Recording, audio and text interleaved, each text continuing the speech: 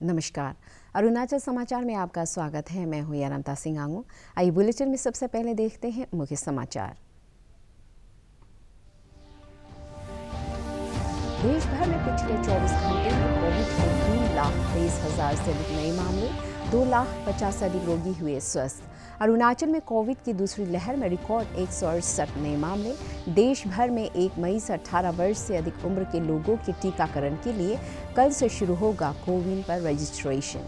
Covid के बढ़ते मामलों के मद्देनजर अरुणाचल प्रदेश राज्य विधानसभा सचिवालय में कोविड-19 कंट्रोल रूम फिर से शुरू हुआ कार्यरत। राज्य विधानसभा अध्यक्ष पासांग दोरजी सोना ने कहा, वॉलंटियर्स तनावग्रस्त कोविड रोगियों और प्रभावित लोगों को कंट्रोल रूम से देंगे महत्वपूर्ण जानकारी। 8 बजे से सुबह 5 बजे तक लागू रहेगा कर्फ्यू। अंतर्राज्य आवागमन और आवश्यक वस्तुओं के परिवहन पर कोई प्रतिबंध नहीं। असम सरकार ने 8वीं तक की कक्षाएं 8 मई तक बंद करने का भी किया फैसला। कोविड-19 महामारी की दूसरी लहर के दौरान पिछले 24 घंटे में देश में कोविड मरीजों की संख्या में कुछ कमी आई है। केंद्रीय स्वास्थ्य मंत्रालय ने बताया कि सोमवार को 3,23,000 से अधिक कोविड के नए मामले सामने आए और 2,51,000 से अधिक लोग स्वस्थ हुए। इस दौरान कोविड से 2,700 से अधिक मरीजों की मौत हुई। मंत्रालय ने बताया कि देश में इस समय 28,82,000 से अधिक सक्रिय मामले हैं। इधर देश में अब तक 14,52,00,000 से अधिक लोगों को कोविड के टीके लगाए जा चुके हैं। 1 मई से टीकाकरण के तीसरे चरण में 18 वर्ष से अधिक उम्र के सभी लोगों को कोविड का टीका लगाया जाएगा। टीकाकरण के तीसरे चरण के लिए पंजीकरण कोविन प्लेटफॉर्म और आरोग्य सेतु ऐप पर कल 28 अप्रैल से आरंभ होगा। नीति आयोग के स्वास्थ्य सदस्य डॉक्टर वी.के. पॉल ने लोगों से बेवजह घर से बाहर न निकलने और अपने घर में भी मास्क लगाने को कहा है।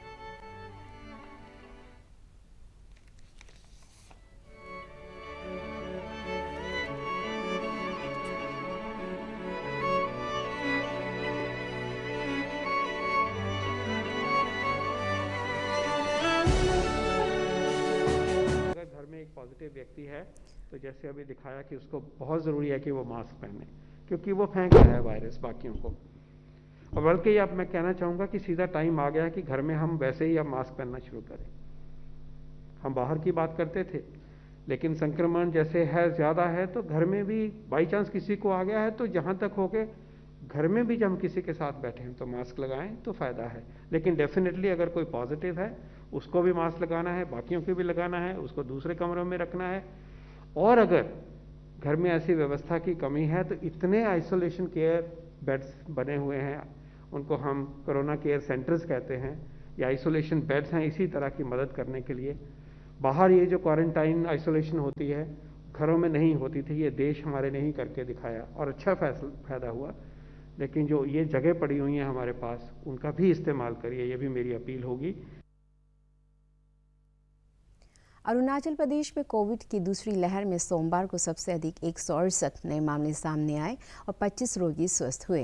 राज्य में कोविड के सक्रिय मामलों की संख्या बढ़कर 724 हो गई है और रिकवरी दर घटकर 95.6% रह गई है। राज्य में पिछले 24 घंटे में कोविड जांच के लिए 3,576 सैंपल एकत्र किए गए। इस दौरान दर्ज किए गए नए मामलों में लोअर दिबांग वैली जिले से सबसे अधिक 46, ईटानगर राजधानी क्षेत्र से 44, पपुमपारे और पाक्के केसांग से 11-11, ईस्ट सियांग से 9, वेस्ट कामेंग से 8, लोअर सुबनसिरी और तिराप से 7-7, लोहित और तवांग से 5-5, अपर सुबनसिरी से 4, चांगलांग से 3, सियांग और नामसाई से 2-2, लेपारादा, लोंगडिंग, अपर सियांग और करादादी जिले से 1-1 मामले शामिल हैं। जबकि स्वस्थ हुए कोविड रोगियों में ईटानगर राजधानी क्षेत्र से 12, वेस्ट कामेंग से 7, लोअर दिबांग वैली से 3, ईस्ट सियांग, लेपारादा और तवांग जिले से 1-1 रोगी शामिल है। State surveillance officer doctor L Zampa ने प्रदेश के लोगों से अफवाहों पर ध्यान न देते हुए कोविड उचित व्यवहार का पालन करने और नज़दीकी कोविड टीकाकरण केंद्र पर टीका लगवाने की अपील की है। कि आपको ये इन्फेक्शन ब्लॉक नहीं करेगा, लेकिन जब इन्फेक्शन होता है आपको बहुत सीरियस केस नहीं होगा, माइल्ड इन्फेक्शन होगा, माइल्ड ऐसे हो गया तो उसमें चिंतित, तो वैक्सीन लेना बहुत ज़रूरी है। ये जो इन्फेक्शन जो पाया जाता है आफ्टर वैक्सीन, ये गलत मतलब ये सबको नहीं होता है। हाँ, अभी वेरियस स्टडीज़ है देयर जहाँ वैक्सीन लेने के बाद ये वायरल लोड जो है अंदर है बहुत कम, वेरी मिनिमल है। So the chances of transmitting to others also very very minimal. राज्य में कोविड के बढ़ते मामलों को देखते हुए अरुणाचल प्रदेश राज्य विधानसभा के सचिवालय में कोविड-19 कंट्रोल रूम फिर से कार्यरत हो गया है। पिछले वर्ष अप्रैल में लॉकडाउन के दौरान देश भर में फंसे हुए राज्य के लोगों को सहायता प्रदान करने के लिए यह केंद्र स्थापित किया गया था। राज्य विधानसभा अध्यक्ष पासांग दोरजी सोना ने बताया कि कोरोना के खिलाफ लड़ाई में यह केंद्र सहयोग करेगा।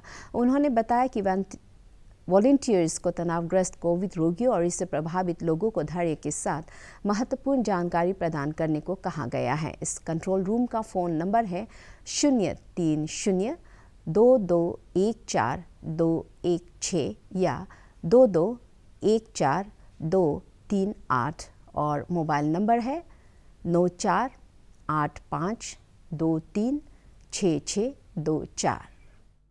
सतर्क रहना चाहिए और उसके लिए हमें एक कंट्रोल रूम बनाना चाहिए ताकि हमारे जितने भी लोग हैं, स्टूडेंट्स हो, जो भी आउटसाइड में काम कर रहा है कुछ है, तो अगर उन लोगों को किस तरीक़े से अपना अपना स्टेट में मदद करना चाहिए, तो उसी ये उनके जो सजेशंस पे हमने फिर कोविड जो कंट्रोल रूम सेटअप किया है। एंड हमारे यहाँ वॉलंटियर्स लास्ट टाइम भी आया था, दे वर लाइक रियली गुड, काफ़ी अच्छा काम किया। इस बार भी काफ़ी वॉलंटियर्स आया है और हमारा स्पीकर्स रिसर्च इनिशिएटिव का फेलोज़ है, वो लोग भी इस कोविड सेंटर में काम कर रहा है। तो इससे पिछले बार की तरह हमें उम्मीद है कि this will also be very beneficial to the people who are in need and in distress. और ये हमारा वॉलंटियर्स में डॉक्टर्स भी आ रहे हैं और कोई सीनियर जो हमारा डेंटल सर्जन्स भी आ रहे हैं, they are volunteering to the part of the Covid control room here.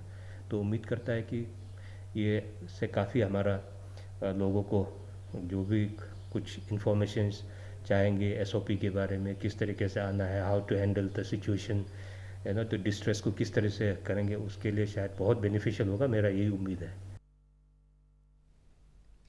निर्वाचन आयोग ने 5 राज्यों में विधानसभा चुनाव की मतगणना के दिन या उसके बाद विजय जुलूस पर प्रतिबंध लगा दिया है। पश्चिम बंगाल, असम, तमिलनाडु, केरल और पुदुचेरी विधानसभा चुनाव की मतगणना 2 मई को होगी। रिटर्निंग ऑफिसर से प्रमाण पत्र लेने के लिए विजय प्रत्याशी के साथ 2 से अधिक व्यक्ति नहीं जा सकते हैं। देश में कोविड मरीजों की बढ़ती संख्या के मद्देनजर निर्वाचन आयोग ने यह प्रतिबंध लगाया है।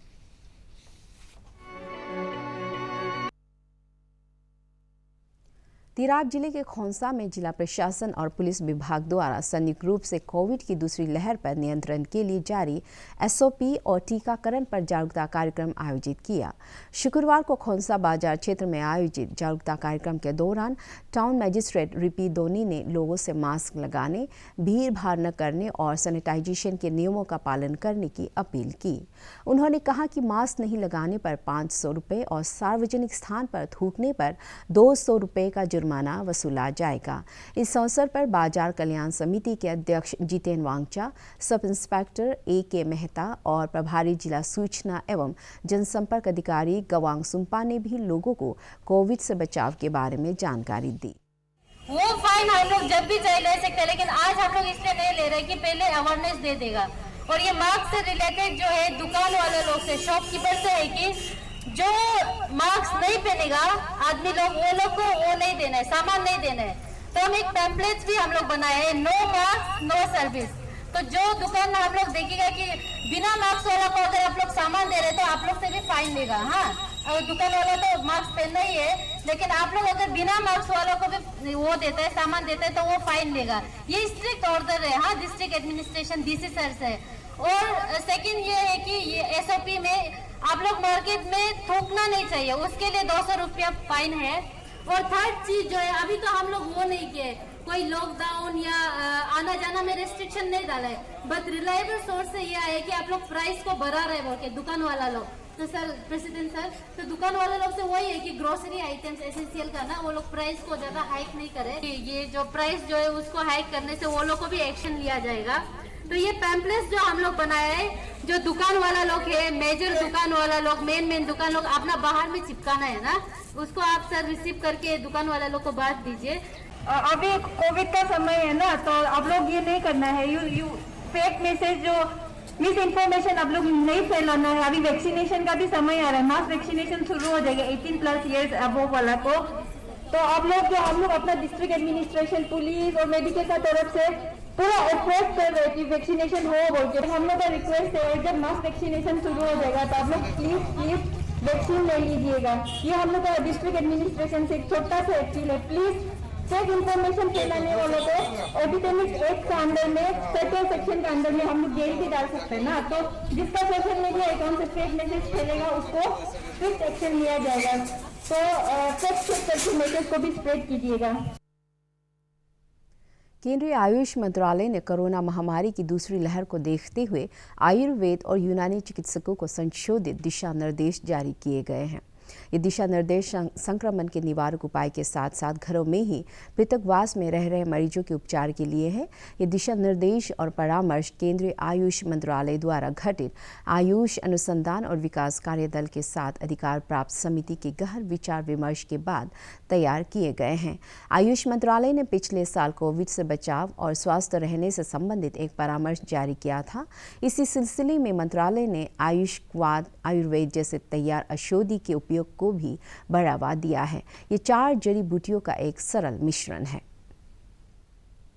असम में आज से 1 मई तक रात्रि कर्फ्यू लागू हो रहा है। कर्फ्यू रात 8 बजे से सुबह 5 बजे तक लागू रहेगा। अंतर्राज्यीय आवागमन और आवश्यक वस्तुओं के परिवहन पर कोई प्रतिबंध लागू नहीं होगा। इधर असम सरकार ने 8वीं तक की कक्षाएं 8 मई तक बंद करने का फैसला किया है। शिक्षा विभाग ने उपायुक्तों को इस संबंध में आदेश जारी किया है। इससे उन जिलों में लागू किया जाएगा जहां कम से कम 100 लोग संक्रमित हैं। विद्यार्थियों के लिए ऑनलाइन कक्षाएं जारी रहेगी। इस बीच सार्वजनिक स्वास्थ्य विभाग स्वच्छता कार्यों में निरंतर जुटा हुआ है। विभाग के आयुक्त सचिव सिद्धार्थ सिंह ने बताया कि स्वास्थ्य और साफ सफाई के बारे में जागरूकता अभियान भी चलाया जा रहा है। भारतीय रिजर्व बैंक ने सहकारी बैंकों और एनबीएफसी को दक्षता सुधारने के लिए वैधानिक लेखा परीक्षक नियुक्त करने को कहा है। रिजर्व बैंक ने इसके लिए विस्तृत दिशा निर्देश प्रकाशित किए हैं। ये दिशा निर्देश क्षेत्रीय ग्रामीण बैंकों को छोड़कर वाणिज्य बैंकों पर लागू होंगे। ये हाउसिंग फाइनेंस कंपनियों सहित शहरी सहकारी बैंकों, गैर बैंकिंग फाइनेंस कंपनियों पर भी लागू होंगे। ये दिशा निर्देश चालू वित्त वर्ष से लागू होंगे। शहरी सहकारी बैंकों और गैर बैंकिंग फाइनेंस कंपनियों के लिए इस तरह दिशा निर्देश पहली बार जारी किए गए। अरुणाचल प्रदेश और असम के कई हिस्सों में सोमवार की शाम को तेज हवाओं के साथ बारिश से पारंपरिक घरों को नुकसान पहुंचा। राज्य के ईस्ट सियांग जिले में चक्रवाती तूफान से कई घरों की छतें उड़ गई। इधर ईटानगर के जोलांग में तेज हवाओं से कच्चे घरों को काफ़ी नुकसान हुआ है और वे इसकी मरम्मत के कार्य में लगे हुए हैं।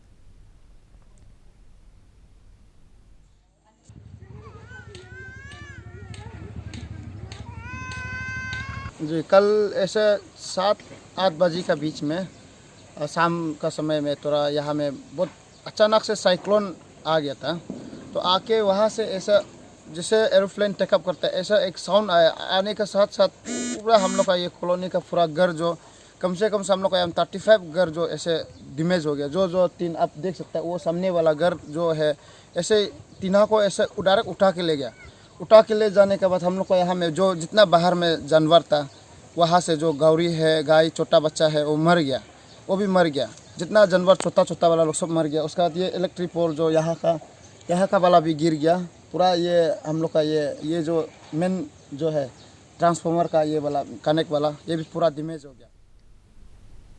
आरके मिशन अस्पताल ईटानगर में कोविड का टीका लेने वाले लाभार्थियों ने खुशी का इजहार करते हुए लोगों से कोविड से बचाव के लिए जल्द टीकाकरण कराने की अपील की है।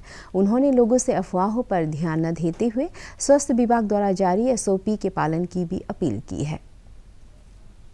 मैं प्रोफेशनली गवर्नमेंट सर्वेंट हूँ। ये वैक्सीन जो है सभी को लेना चाहिए। मेरा एक मंत्र है, खुद भी बचना है और दूसरों को भी बचाना है।